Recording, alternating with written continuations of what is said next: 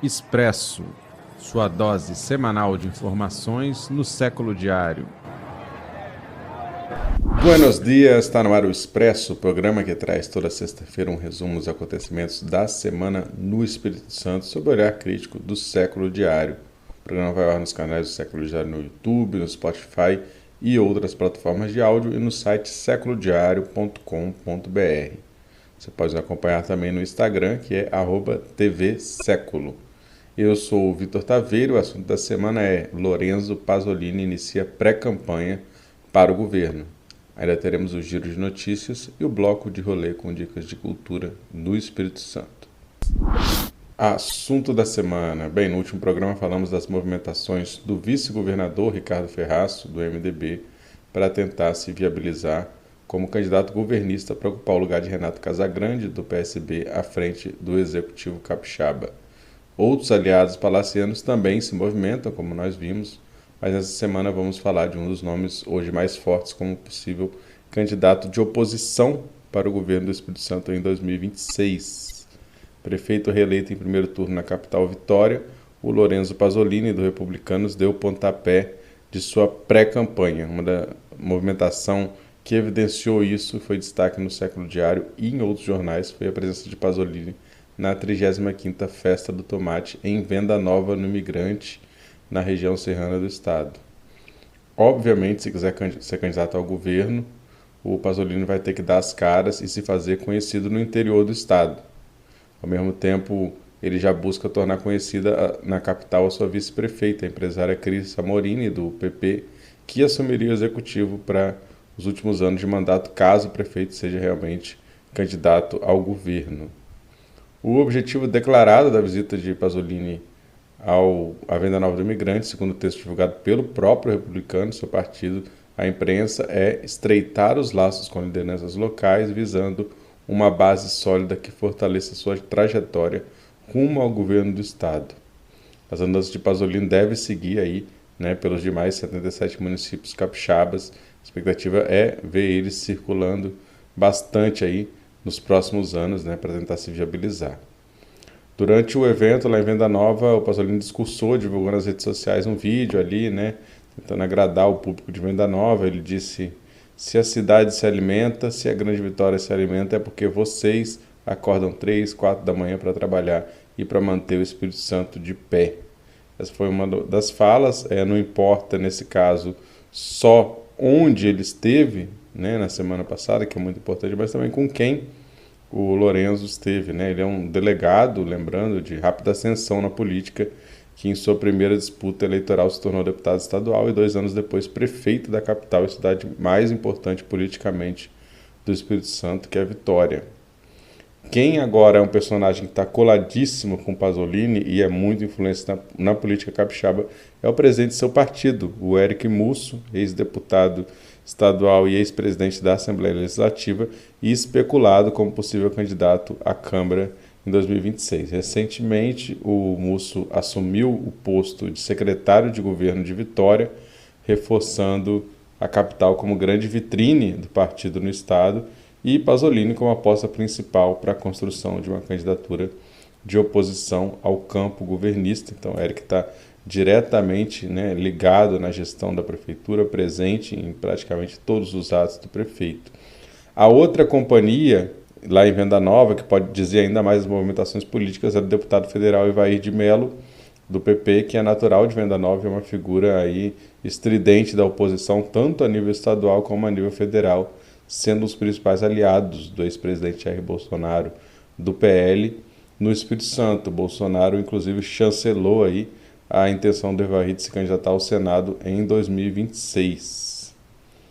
Como no mainstream da política pouca coisa é casual, a escolha de Venda Nova do Imigrante para início desses tours aí de Pasolini parece estratégica em alguns aspectos, já que o arco de alianças do prefeito para 2026 deve ter capacidade de aglutinar tanto da centro-direita, como é o caso do manifesto de interesse do ex-governador e possível candidato ao Senado Paulo Artung, recém-embarcado no PSB de Kassab, que tem elogiado muito o Pasolini publicamente, até uma extrema-direita que poderia ser fundamental para dar maior densidade eleitoral para o projeto que o Republicanos quer liderar aqui no estado do Espírito Santo. Santa Maria de Itibá, por exemplo, o Jair Bolsonaro recebeu 68,27% dos votos para presidente contra 24,25% do Lula. Além disso, o município foi um dos poucos no Espírito Santo em que o bolsonarista Carlos Manato, candidato pelo PL, teve uma significativa maioria de votos em relação a Renato Casagrande, que acabou sendo reeleito na disputa do segundo turno para o governo do estado, né, na última eleição estadual. Aí, se pensar numa disputa ao Senado que pode ter nomes fortíssimos, como Casagrande e o Artung, o Evair de Mello vai precisar de uma candidatura forte ao executivo para tentar viabilizar a sua tentativa de concorrer ao cargo. O seu partido, PP, que é presidido no estado pelo também deputado federal da Vitória, dá sinais dúbios em relação ao governo do estado, né, ocupando cargos, se declarando ali da base, mas é um partido que parece mais engajado no projeto do Pasolini em Vitória, já que indicou a vice-prefeita e emplacou, inclusive, o presidente da Câmara Municipal com o apoio do prefeito. Então, resta saber também como estará o bolsonarismo em 2026, quem será seu candidato à presidência. Hoje, um dos nomes mais cotados é o governador de São Paulo, Tarcísio de Freitas, que, inclusive, também é do Republicanos, mesmo partido do Pasolini e do Eric. Então, uma aliança entre PL e Republicanos a nível nacional poderia repercutir também, né, aqui no estado, amarrando aí um apoio oficial do bolsonarismo a Pasolini, ao que se somaria possivelmente o PP, formando aí um bloco conservador que tem sim aí recursos, tempo de TV, né, uma força política e outros benefícios para dar viabilidade, né, a um projeto de disputa pelo governo estadual do Espírito Santo, que teria aí que enfrentar a máquina do governo, especialmente se o Casagrande conseguir manter unificada a sua base em uma candidatura única, que arrebanharia aí a grande maioria dos partidos, né, que hoje fazem parte da base do Casagrande. O Manato, que no embalo do bolsonarismo conseguiu acumular um capital político importante, indo para o segundo turno em 2022, acabou saindo desiludido da disputa e se aponta, né, nos bastidores que ele possui grandes divergências com o Magno Malta, que é o presidente do partido no Espírito Santo, né, o PL, e uma pessoa aí de maior influência, né? Caso o PL opte novamente em 2026 por uma estratégia de lançar candidaturas puro sangue, como aconteceu agora nas eleições municipais de 2024, tem um risco que aconteça como foi em Vitória, né? Essas candidaturas puro sangue, né, extremadas, isoladas, sem um candidato que represente uma alternativa real de poder.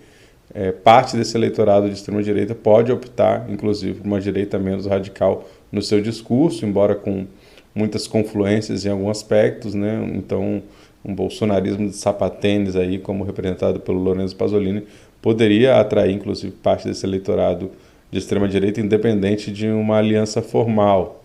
Vale lembrar que o levantamento da Paraná Pesquisa, que foi divulgado no último 9 de dezembro, coloca inclusive o Lorenzo Pasolini na liderança de intenções de voto, à frente de outros nomes cotados, inclusive o Paulo Artung.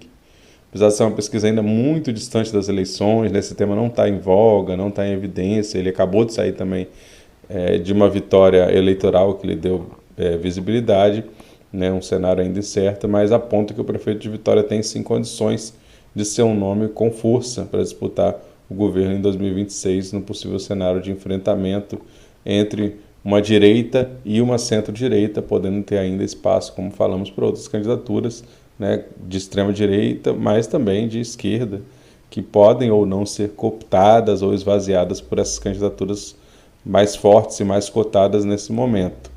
Se bem as campanhas eleitorais tenham datas específicas bem delimitadas pela lei, para poderem começar, as pré-campanhas não têm, né? Foram fundamentais as pré-campanhas nas últimas eleições, estão sendo cada vez mais fortes e, como se pode ver, elas já começaram, né, para a disputa do governo do Espírito Santo. As movimentações já estão acontecendo, é preciso ficar de olho, é isso que queremos trazer aqui e trouxemos nesta semana e na semana passada para você.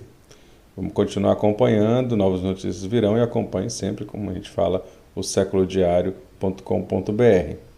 Terminado o assunto da semana, vamos para o giro de notícias. Bom, e falando em Pasolini, a primeira notícia é: a Prefeitura de Vitória abre processo administrativo contra professor. que aponta perseguição. O Madison Batista acredita que a medida se deve às suas críticas feitas à gestão. Aumento salarial é suspenso em 6 e mantido em 7 municípios capixabas. O Tribunal de Contas do Estado atendeu parcialmente medidas cautelares que questionam os reajustes, principalmente para prefeitos e cargos de primeiro escalão como secretários. Você pode ver no Século Diário quais são esses 6 lugares em que o aumento foi suspenso e quais os 7 em que, por enquanto, estão mantidos pelo TCE. Relator volta atrás e prefeito e vice de Conha revertem cassação.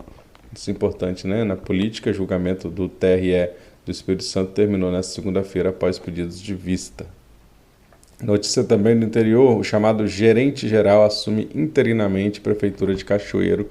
O vice-prefeito Júnior Corrêa ficará no comando do executivo durante a licença de 15 dias do prefeito Ferraço para a realização de um procedimento ocular. E temos notícias que trazem também estatísticas interessantes sobre o Estado. A primeira delas: mortes por intervenção policial aumentam no Espírito Santo em 2024.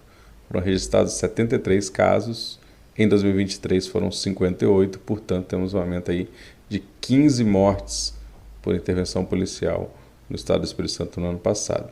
Alterações de gênero crescem 32,2% em cartórios no Espírito Santo. Desde 2018, retificações podem ser feitas sem ação judicial. O Espírito Santo foi o 7º estado com mais pessoas resgatadas de trabalho escravo em 2024. Apesar disso, o número diminuiu de 77 para 59 entre 2023 e 2024. Falando um pouco dos movimentos sociais, além da comida, assistidos da campanha Paz e Pão, tem vários tipos de fome. Pesquisa aponta a carência de acesso a políticas como moradia, emprego e educação.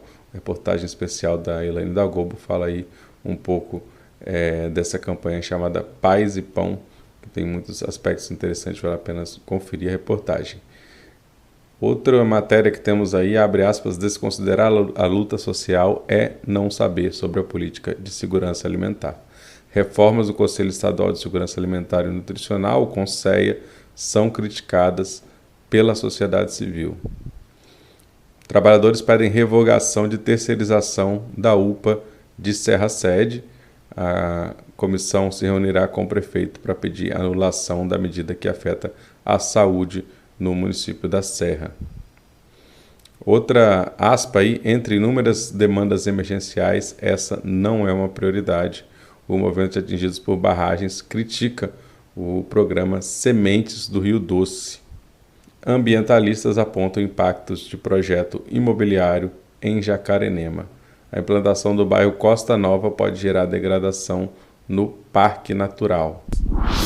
Falando aí da nossa TV Século, não temos um projeto de desenvolvimento tecnológico nacional. No Politicast, entrevista com a economista e professora Sofia Manzano, que foi candidata à presidência da República em 2022 pelo PCB, e ela esteve nos estúdios com a gente para conversar um pouco sobre a política nacional e internacional. Outra entrevista no programa Proclame pelo Mundo é com Elisa Lucinda, atriz e escritora, que fala um pouco da sua trajetória e critica a concessão de parques estaduais no Espírito Santo. Nós lembramos que todo esse conteúdo que trouxemos está disponível gratuitamente em seculodiario.com.br. Entre lá assim que terminar o programa para aprofundar no que mais lhe interessa. E vamos com as atrações culturais no bloco de rolê. Já entrando no clima do carnaval, acontece no Sambão do Povo os ensaios técnicos das escolas de samba, que viraram aí grandes eventos gratuitos, que são aquecimento e servem também para visualização de como estão os preparativos de cada agremiação. Nessa sexta-feira, dia 31, ensaiam o Império de Fátima, às 20h30, e o Independente de Eucalipto, às 22 horas. No sábado, dia 1º de fevereiro, 2 escolas do Grupo Especial estarão no Sambão a partir das 20 horas, a Unidos do Jucutuquara e a Chegou o que Faltava. Outra atração para o fim de semana é o tradicional Dia de Iemanjá, cujas celebrações acontecem a cada 2 de fevereiro, sendo que esse ano cai no domingo, o que amplia ainda o tamanho e a participação na festa. Em Vitória, centenas de pessoas devem ir à praia de Camburi, tradicional pela entrega do balaio de Iemanjá, na sua 42ª edição.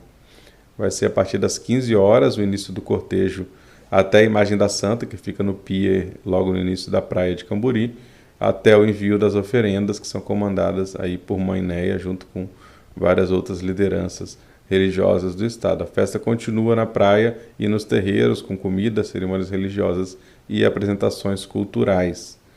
Na Serra, a festa de Iemanjá acontece em Jacaraípe, na Praça Encontro das Águas, um local também tradicional, com mais de 30 anos de realização das atividades.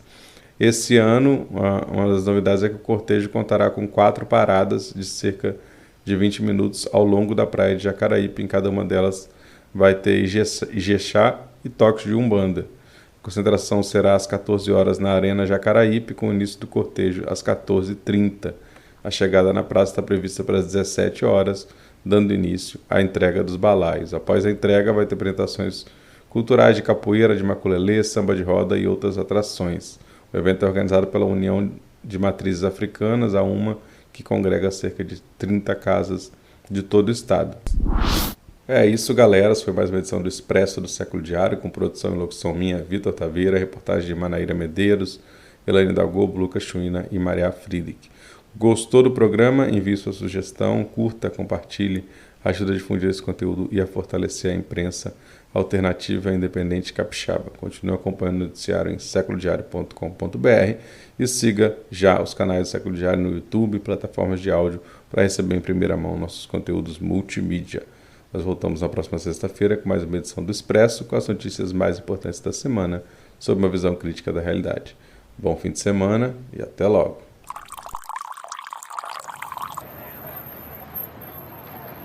Expresso, sua dose semanal de informações no Século Diário.